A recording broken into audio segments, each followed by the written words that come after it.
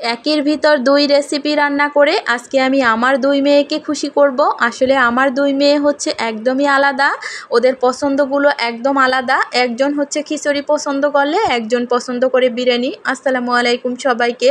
তো আজকে আমি কি করব পুরো ভিডিওটা না টেনে দেখবেন, অবশ্যই ভালো লাগবে। আসলে একজন হচ্ছে অনেক দিন যাবত পাস্তা পছন্দ করে, বিদায় পাস্তা খেতে চেয়েছে, তো সময় হচ্ছিল না রান্না করার, তো আজকে ভাবলাম ওদের রান্না করে দেই। আর একজন হচ্ছে একদমই পাস্তা পছন্দ করে না, তো আমি একই রান্না কিভাবে করে দুই মেয়েকে খুশি করব সেই রেসিপিটা তোমাদের সাথে শেয়ার করব।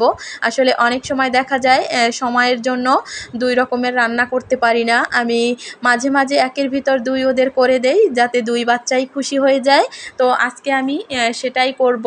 এখানে হচ্ছে আমি কিছু রসুন কুচানো, পেঁয়াজ কুচানো, আদা কুচানো, এটা হালকা ব্রাউন কালার করে ভেজে এটার ভিতর হচ্ছে চিকেন দিয়ে দিয়েছি।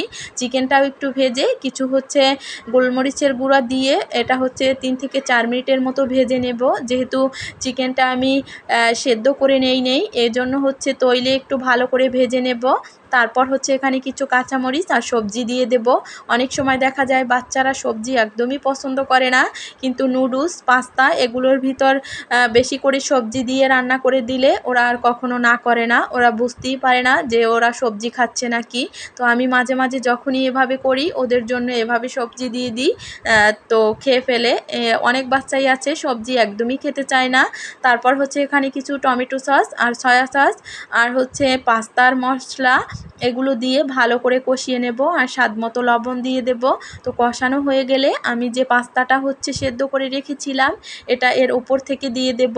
আর ওই যে বললাম একই রান্নায় দুই বাচ্চাকে দুইভাবে খুশি করব। এক বাচ্চা হচ্ছে একদমই পছন্দ করে না পাস্তা, তো ওর জন্য হচ্ছে আমি 1 প্যাকেট ম্যাগি নুডলস সেদ্ধ করে হালকা একটু সেদ্ধ করে এখানে দিয়ে দিয়েছি। ও যাতে নুডলসটা খাবে বুঝতেই পারবে না যে ও পাস্তা খাচ্ছে। তো একই রান্নায় দুই বাচ্চাই খুশি হয়ে যাবে।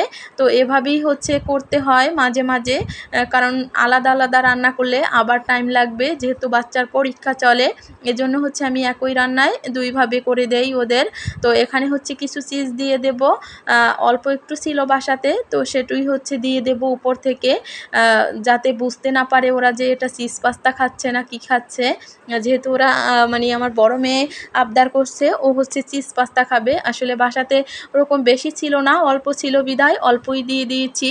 তো পুরো ভিডিওটা না টেনে দেখবেন, অবশ্যই ভালো লাগলে লাইক কমেন্ট শেয়ার করে পাশে থাকবেন। আর পরবর্তীতে নতুন নতুন ভিডিও পাওয়ার জন্য যারা নতুন আছেন আমার পেজটাকে অবশ্যই একটু ফলো দিয়ে রাখবেন আর নতুনদের একটু সাপোর্ট দিবেন। তো এই তো রান্নাটা একদম কমপ্লিট হয়ে গেছে। আমি কিন্তু সব সময় দুই বাচ্চাকে এভাবেই খুশি করি। তো পুরো ভিডিওটা ভালো লাগলে অবশ্যই লাইক দিবেন। আল্লাহ হাফেজ সবাইকে।